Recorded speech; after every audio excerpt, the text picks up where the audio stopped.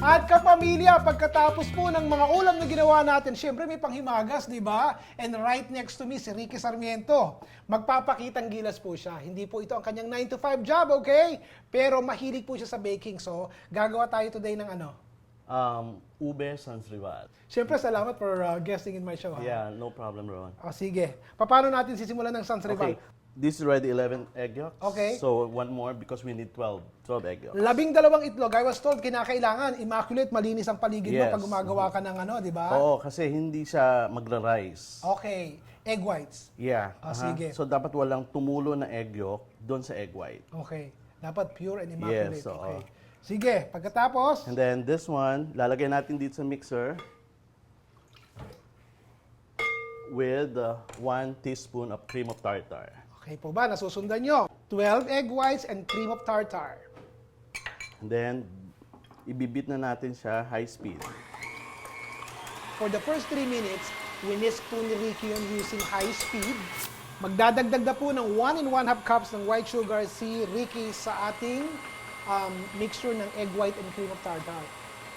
Whisk it for another 4 minutes hanggang sa umabot na sa ganitong consistency. Okay, yan po. This is what you call hard pick. Alright?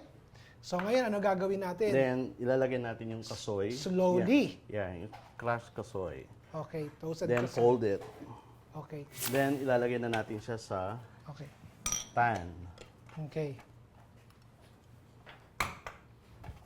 Alright, ito pong mixture na to will yield about 4 containers like this. So, 1.5 hours to 2 kasi ang temperature natin is what? 300 degrees. 300 degrees Fahrenheit. So, sige, let's bake it. We combined 1 1/2 cups of white sugar with 1/2 cup of water. Hindi pa inon ang stove, okay? We make sure it's all combined and then we turn the stove to high. At right now, hinahayaan po namin siyang maluto at matunaw ang asukal. And right now, Ricky is about to whisk 12 egg yolks using high. Right? O sige. Gawa na tayo. How long are we gonna... Until it reaches a light color. Okay. This went on for about 2 minutes hanggang sa matunaw yung asukal.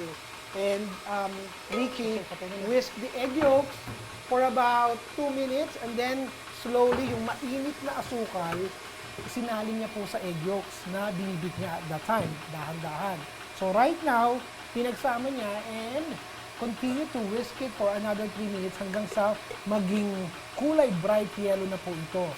Okay kapamilya, ito po yung ating mixture na i-chill, alright? Pagkatapos po itong i-chill, malamig na, we will incorporate 4 sticks of butter and then we will whisk it again, alright? We will cream it and then we'll put it back in the fridge. Chilled na combination ng egg yolk, ng kanang caramel, ng sugar and water combination, at saka ng 4 sticks ng butter. Okay? Yeah. Binago na po ni Ricky ang attachment. Hindi na po whisker ang ginamit at ito ang ginagamit pang cream ng butter. Alright? Right now, lalagyan natin siya ng ube flavor. Para lalong appetizing ang dating niya. Food coloring and ube flavor extract po ang ginamit ni Ricky. Okay. After about 2 hours, ito na po yung finished product nung ibinake natin na base ng Sans Rival. Okay? Brown and malutong po. Pero kinakailangan po talaga ito, palamigin nyo, bago nyo i-apply ang mixture na ginagawa niya ngayon. So, anong unang So, step? dapat maglagay ka ng konting butter muna dito sa board para hindi umi-slide yung cake. Okay? Yung normal na Sans Rival, in between, there is kasoy. And then sa labas, puno din siya ng kasoy. Dito sa ube Sans Rival, ang nagdadala ng pagka-ube niya, aside from the ube flavor na nilagay natin, yung baked na ube cake na ginawa ko, na dinurog natin, and then nilagay natin sa oven. Healthy. Okay. Diba? As you can see, Ricky is already building. First layer, he put the batter. Second layer. And then he put the butter, and now the third layer is on. Kung gusto niyo ng gamitin niyo yung 4, okay din yun. Kaya hindi ko na siya nilagyan ng kasoy sa labas, yung crumbs na lang, para malasama yung pagka-ube niya. Yan.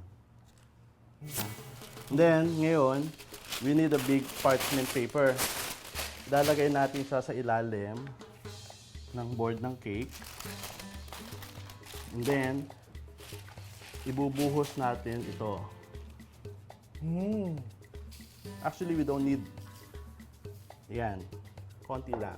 Then, ang style niyan, kukuha ka, i-scatter mo dito sa side. And then what do we do on top? Then, lalagyan mo din siya ng crumbs niya. Okay. To cover talaga the whole thing as Talagang udbud-bud talaga. Alright, now we are doing the border. Border ang tawag Yeah, dyan. border. Oh, these are chocolate candies na coated po with purple or lavender color. Check this out mga kapamilya, di ba? Kung may pasensya kayo, look, you can make this at home. Alright? Hanapin nyo lang po si Ricky Sarmiento sa Facebook niya o kaya sa Facebook page ko. At mga kapamilya, ito po ang Ricky Sarmiento's Ube Sans Rival. Maraming salamat, Ricky, ha? Thank you, Ron. Next time, luto pa tayo ng iba? Yeah, just give me a call. Alright, kapamilya, enjoy!